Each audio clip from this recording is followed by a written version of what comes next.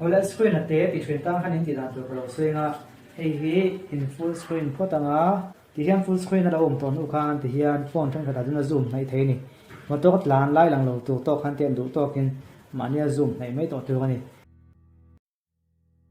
chun zom zel hi a thaiam ka khabik lova yang poni se jos Sandra ai ni no pang leka iwang lai I chen ve viawem. Yeah, sure. Question 13. Som pathum na I khriat lovin fa lo nei ro ka ring em.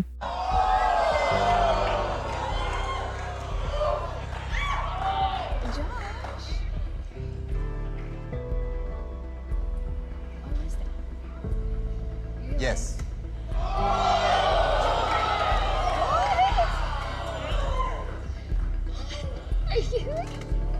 That answer is When was 17? true. Som pathum chu kan chang zo le ta Jos I du chuan in sui fia the khang ania o kum som pasari som pariat vel kan nei lai khan nia me che pakhat chu kho sak pui kan nei ngai me a an hu deuh fe hian tunge apati ka khalawa fa chu anei phot maya ani lawang ti ka sengot thei bik lo tlat ani chumi chung chang chu Sandra hul tuem No. Sandra an tin ngai om le Amakati, thil chebek ka ngai tua po hian chu tiang khek chu. Kala ngai tua chin ngai mi lo. Min thonga a khiom ka ti ni. fa nei ani lo nia o akin thu mai nia Chu po ni se amakati, chu tiang lam khek chu ma po hian a sui ngai si lawa. Min thong dewa lom. Kanin ngai zon rang lai thil ni ne ngala. ho ema ka sui ngai lo ni kha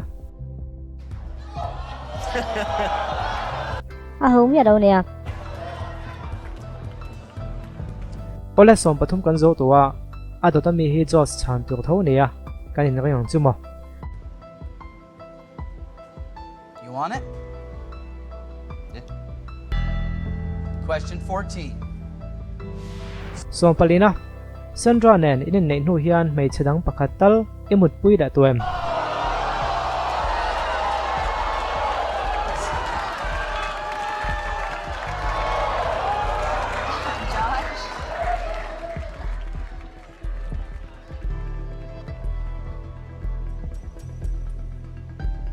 No.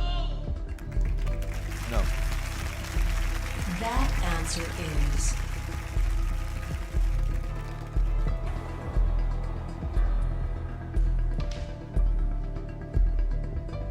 true. Lisa looked like she relieved. So.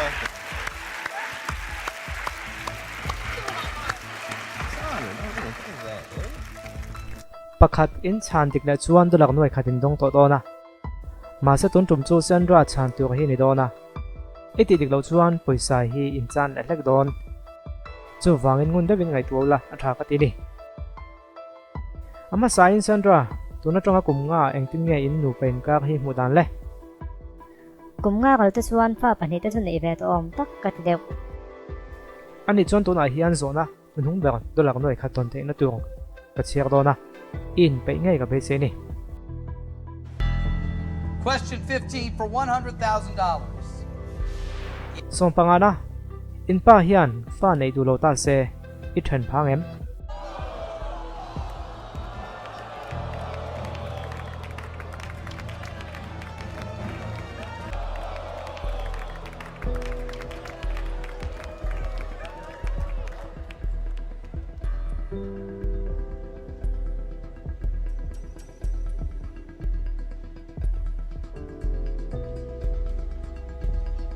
Yeah. fa nei chui da poi mo hle ni mo Nia ka da po mo lom.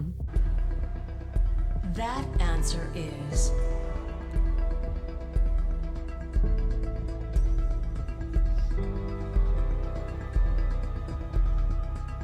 true. ole chang dika apoi mo ber chu dolak noi khatin dong ta ti hi ni phot ani kalom pui tuk cheu mi tam tak chuan kan in hmangai chuna tok mai lo man ti thina ma se to pa chuan fanei khalo poimo hle ni mo nia ke chuan pa nei theng si nei du tat lo ho chu mangai na ka chiao tel thero ma se mi khing chu kan thu lova du mai la mi khing la ma hian nei thei lo na a om thina kha kha chu dang le da ya nei theng si nei du lo lai kha ne ka ti chu zo se mi chung chang hi kha to em o fa du ti chu ka kha to wa ma se chu ti yang em chuan du ti ka lo la kha chi bik lova ole tu na chuan du than hun alo ne le ta dolak noi khatin nei to wa ma se voi khat in che swal a chau chuan dolak noi khat ni lovin dolak sing hi sanga chau in hon thei do na chu po ala tam viau tho mai chu ti lai chuan kum khat chau in lein la nia dolak noi khat chu tam to khop mai nu to ka man tham ani ve to nia zo singe ngai dan han se phot te le nia dolak noi khat chu tam khop mai ma se a ai tam zo kan la hlo thei be se na kala nia ani la Sandra Khan han chang ve te le ke chu chung zong ka du to lo kan chen chin hi to ka vial ring ka khaya poisa khel chin ka ne ve lawa ngai to na phim ta ka thut lok na siam hi tha ka ti ole in du dan chu chiang ta midang kha ngai ngai dan le ke chu ti zelu la tha ka ti Rick, I'm with Sam. you're with her. And Nikita?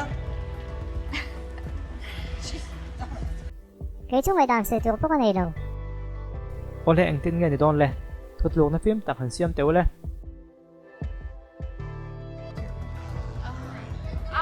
I just want to. I don't want to go any farther. Because, you know, we can do a lot with $100,000. So we just want to stop now. Are you good with that? Yeah. Yeah, we're going. kan du tok mai nge in du tok to mo Josh, good time to listen to your wife right there. Sandra, thank you. ole kalom pui khop mai cheu han kal le kula chu poisa tam zo kan la hlo thei ka be se dawa ma se in nei hlimin la nia inin ka ti chiat na tan poisa tam tok hi a om thei tak tak chuang lo ti hi khieula kanin ka kan hlim lo chuam poisa hian om zia nei lo ti po khia ta poi mo khop mai ole khati zong khatuna ta na kan ti thei chu ne le khot se video danga kanin mulai ka don ni o